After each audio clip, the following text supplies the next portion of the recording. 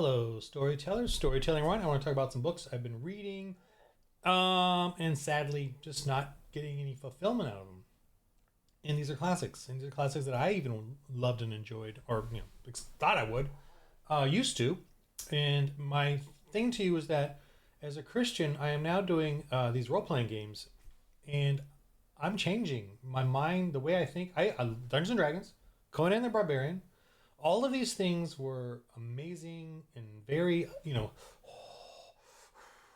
very addictive, like Sacred Cows, Star Wars, just story stuff firing, in your mind about creativity and homebrewing and doing stories as a DM and GM. I'm just telling you, I don't have that anymore, and I'm trying to let you know the freedom and joy I have now that I don't have those. And I've noticed a lot of Christians, I get them every about 2 weeks, I get a Christian attacking me for doing a Christian role-playing game, whether it's blasphemy or whatever. They don't believe that Christianity should be in our fantasy games, in entertainment, which I completely disagree with. And I think they're scared. I think they have a sacred cow. I noticed too that they promote Dungeons and Dragons. They promote it. They flaunt it. They tease it. Do you really want to promote a game that then pushes sort of an LGBTQ woke, pagan, godless agenda on your children? Because you want to play with your children. I'm just trying to free you from this addiction that even I have. I have all the Dungeons and Dragons. I have the Advanced Dungeons and Dragons, where I started. It came out. It was weird. I started like in 1979, 78. But for some reason, Advanced Dungeons and Dragons was the first one. I kind of skipped the blue box, red box, or whatever. But then I moved on to Merc. Anyway, and Ice, Rollmaster. But I have all the Space Master, Cyberspace, all the Rollmaster stuff from International Crown Enterprises. I have all the Middle Earth role playing games. I have Star Wars, the new FFG one or whatever it's called. We've got Aliens RPG, Hyperborea, and I'm going to get to that right now. And then all these other games, because I just collect them all. Addicted, so addicted, but I just don't care anymore. I'm pretty sure I don't care. I mean, I care, but I'm not addicted to them, and they don't thrill me, because here's the basic concept of a role playing game without Christianity. You go out, you fight. You gain experience, you gain treasure, you come back, you do upgrades, you get, whether your magic items, your gear, you upgrade your armor, your stuff, you have some silly stories, some silly fight scenes, gory, epic fight scenes, you fight, you kill, you might even rescue some people, whatever, then you go back to the village, do it again. Rinse and repeat, kind of same thing over and over. Well, in the Christian role-playing game, we do all that, but I add another level. You don't just you don't just give them a fish. You teach them how to fish. You also convert. You convert the people, because in real history, in medieval history, where fantasy comes from, the people were generally the ones who worshipped all these other things, these creatures, this dragon, the elves, the dwarves, and they worshipped all of that. And you had to get them to stop worshiping it, because when they worshipped it, they always had to sacrifice to it, or always give in to it, or surrender to it. So the violence I'm reading in all these stories is just sort of a repeat thing. Like, here, let me just start with Conan. I've been reading Conan, and I've got both of these sort of these cool little black paperbacks. But as I'm reading them, and I've read a couple in the other one too, I love Conan, right? Conan. I almost bought the new figurines they have out there, like $70 each. I was so like, but I'm reading. I've read 3 or 4 stories now, and then I've read some of the other ones. And I think I might have read through these before, but I'm just like, they're cool, they're neat. It's basically a bad guy, a dark hero fighting other bad guys. He's a little less violent than them, but he's certainly as violent. And it's just, and Robert Howard is an interesting story. His Christianity is very weak, I believe. It's very sad too, the way he ended. I'm reading, after reading this, after reading Solomon Kane, which I really enjoyed, and I'll explain why here in a sec. But his story is really sad because his mother was sick. They were always struggling financially. He lived with them or something. I mean, I don't know the full details. Correct me if I'm wrong here. But here's the sad part: his father was sort of a struggling financial whatever doctor or something like that, doctor, and his mother was always sick or staring. Finally, she died, and this whole depression thing was he even gave up like potentially marrying a woman, like a one potential woman, and stayed to help his mother. And when she died, he goes out to the truck, at the house and commits suicide. Right. And it's just sad because his father loses his wife and his adult son.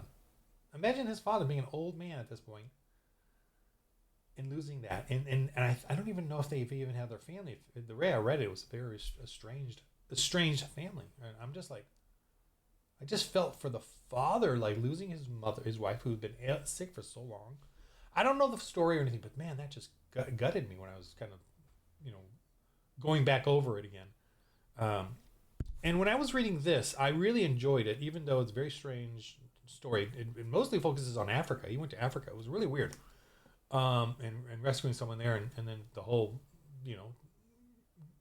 and he went up against black people, Negroes, but he had Negroes friends too, blah, blah, blah. But it was really weird that he had one or two stories in Europe, and then the rest were in Africa. I'm like, but I enjoyed it here, and here's why I really enjoyed this one as opposed to Conan.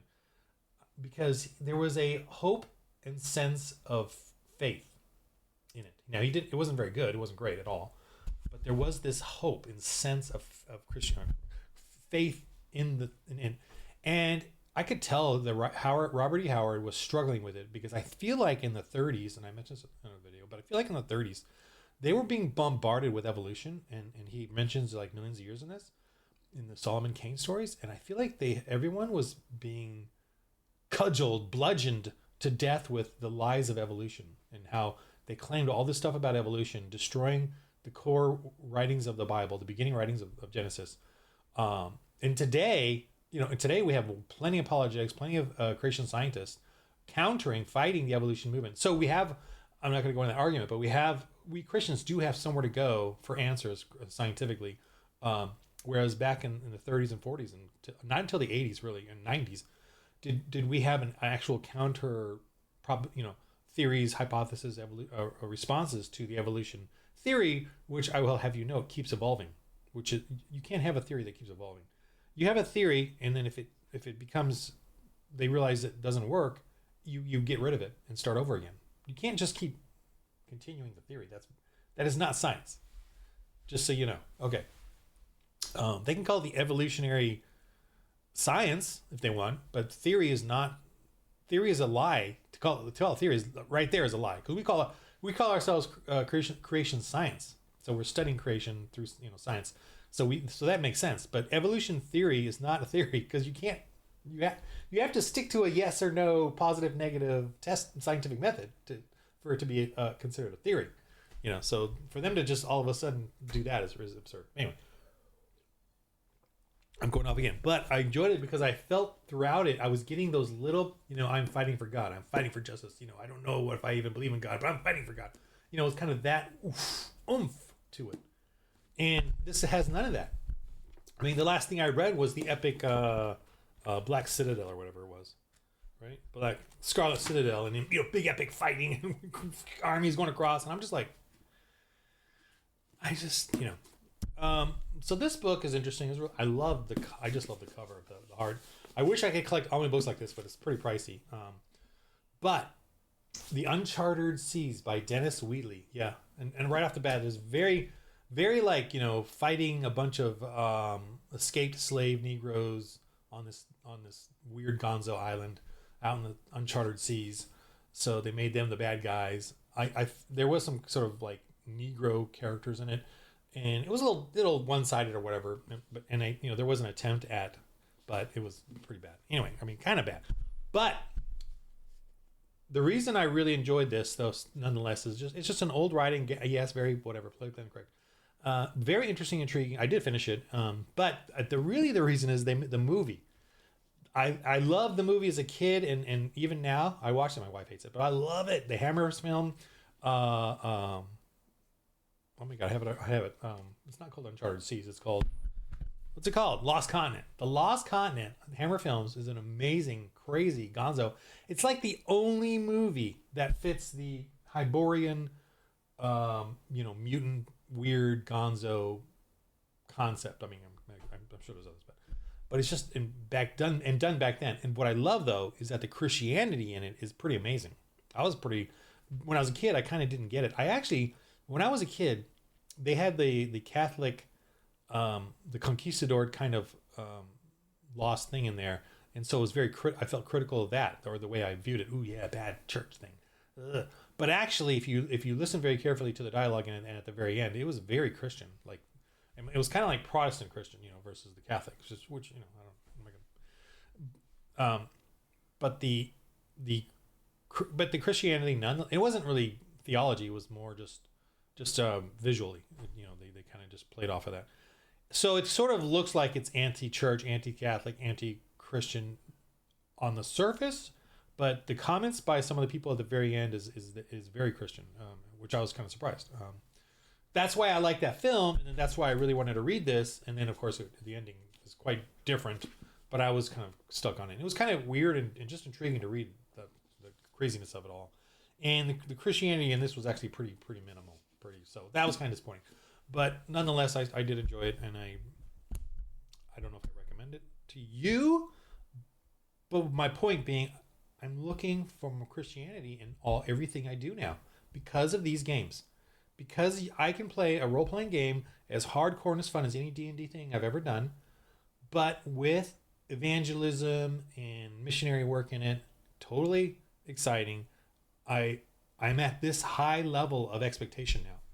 I am not down here with the dumb, with just blah, blah, blah, with all these RPGs out there. Shadow Dark, D&D, Pathfinder, what else do we have? I don't know. What's the Shadow of the Demon Lord I got over there? Hyperborea. I just don't care. Mutant Epic. I have that one too now. I'm kind of looking through it.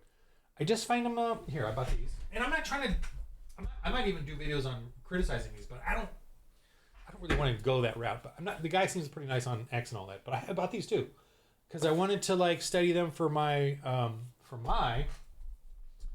Apostles of the Epoch book that I have, and I'm doing a West Marches, and you can do this kind of stuff in there, but I'm just finding these kind of boring because it's all kind of the same stuff. Here's your rooms, here's your monsters, here's your craziness, here's your fighting, here's your treasure, and here's your mystery. Without the desire to build up a civilization, build up a churches, and build up the people, I just find it kind of uninteresting. So another book that I wanted to read was Clark Ashton Smith, and these are all short stories because of Hyperborea and that. And I have 2 books here, and I just found it disappointing. I found the stories, they're kind of cool and dark and sinister and gruesome and freaky deaky, but then I'm like, so what? I just don't care. It just doesn't. It's intriguing, but if there's no Christ or God or hope or a struggle to make life better, like all of these are about dying and failing. Like the last one I read was the whole Earth is destroyed by a big giant vine, super alien creature. And then some people were sent to Venice to worship it. Kind of, I'm like, okay, that's all right. I don't know if I need to read any more after that. I'm like, that was the 3rd or 4th depressing horror story, and I'm just like, And then Dying Earth. So I barely, look at that. I just barely got into it, and then I had to look it up. Going, is this what is this about? I'm reading it. And it's supposed to be really cool and all, but this cover is whacked. I don't know what the heck this sci-fi cover is, because the stories in here, it's a bunch of basically interconnected novels, and it's every chapter is like a little short story of just like a fable, in some sort of 10,000 AD fable of a place dying Earth where it's sort of like Wizards of Ralph Bakshi, but the stories feel like they're Laurel and Hardy, in a sense, and I was fascinated that at the very beginning it had the whole wizards with spell lists, and then he had certain spells he memorized. So that's where D&D got the spell list from, and all those names. They was like Tasmanian's floating disc or whatever, So he kind of wrote those out as the wizards. But then but the descriptions of the place are very fable-like and simplistic, and so it didn't really give me a sense of what the heck. And then there was creatures, but they were very vague, and I don't know. It just was. It's very like Aesop's fable reading. The way it reads. And I'm like, is this going to go like this for every chapter? Because I just could not get engaged with the characters because they were very simplistic. I could not engage with the setting because it was none of it made any sense to me, except in a fable, like very glossed over. So I don't want to. I don't want to invest any more time. So I'm kind of like, but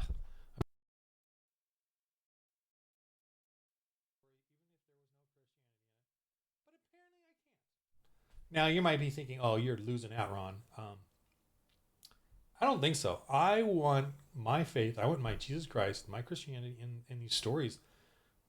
So, and I'm trying to look at some Christian books now. I'm trying to look up, on Lower Haven and some other places, but I haven't really found anything I particularly like because a lot of them are alternate world fantasy stuff, and I don't want that. I want it to be earthbound, even if it's in the future. And the reason I want it to be earthbound is because the Bible has a relationship with the history of this earth. It's very relational, historical and relational. The Noah's flood, very relational. Christ coming here and into Israel is very relational. So my role playing games are based on earthbound. That's why I stick with that. You can go gonzo in the Apostles of the Epoch and the Christians of Space one. You can go gonzo with mutations, radiation, DNA modifications. That's what that's all about. Christians of Space is about the AI, super AIs, and super mad scientists terraforming and then doing mutated aliens, that based off of human and animal DNA and Earth DNA.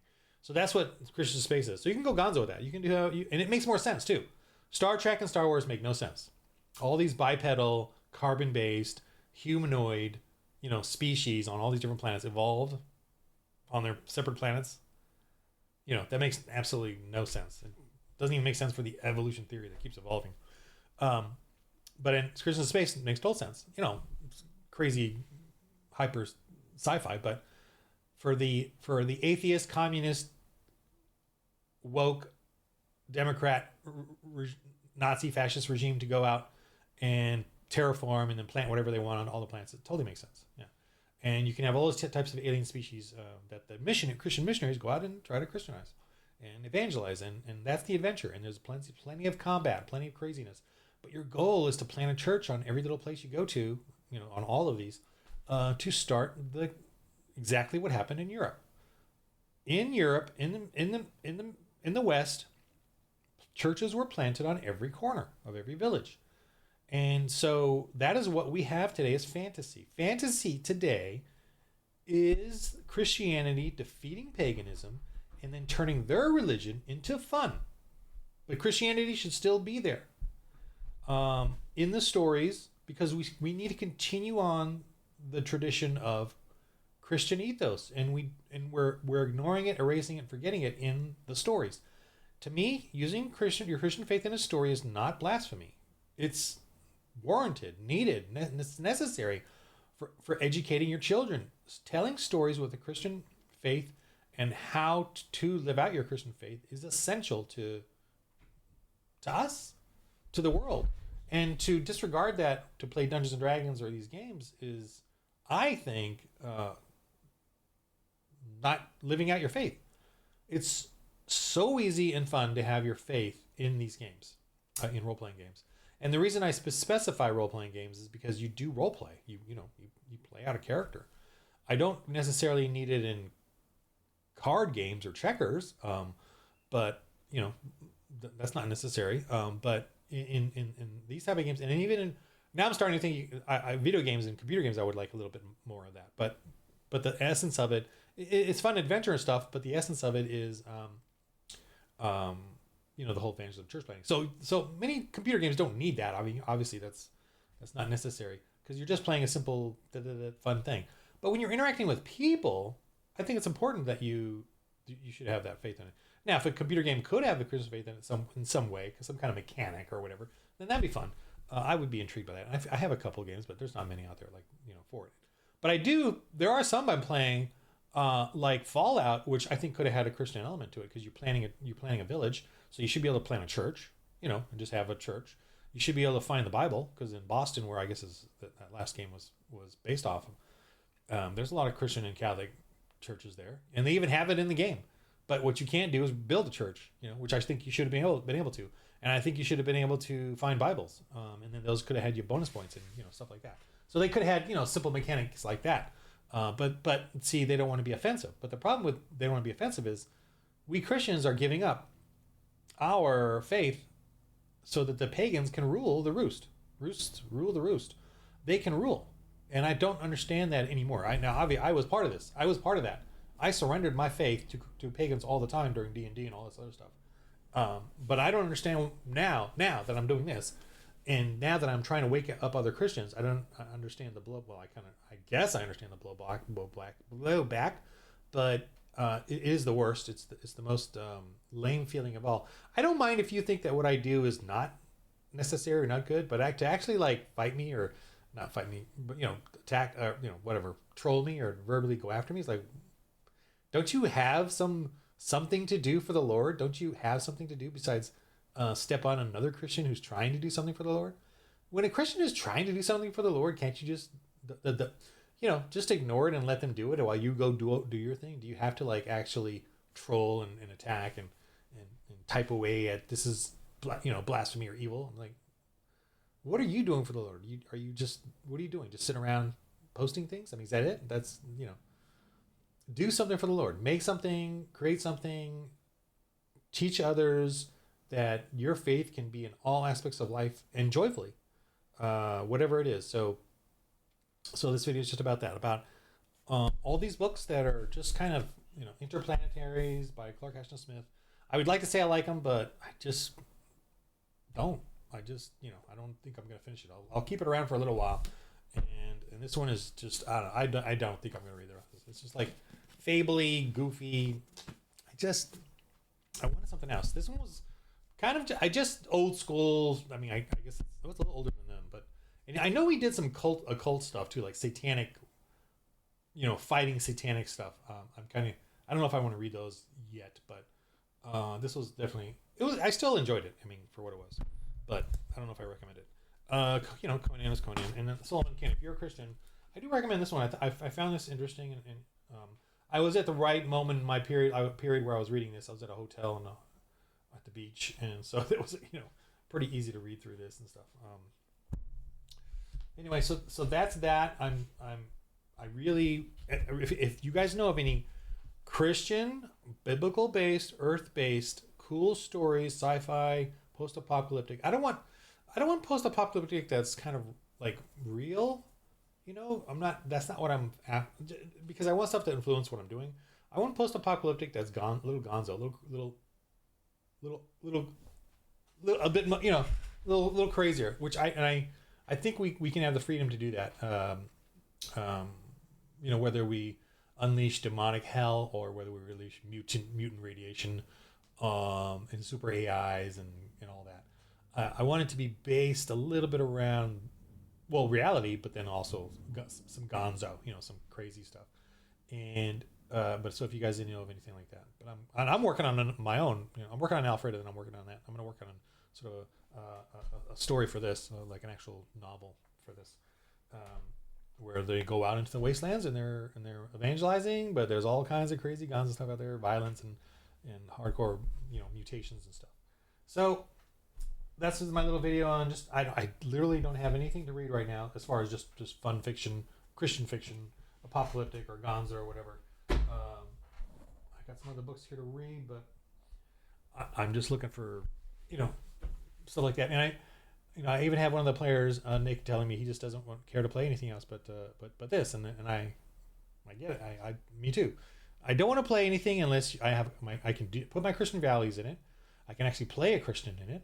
I can bring up the words Jesus Christ in the character, because it actually helps me in my real life too, to get comfortable with saying Jesus Christ.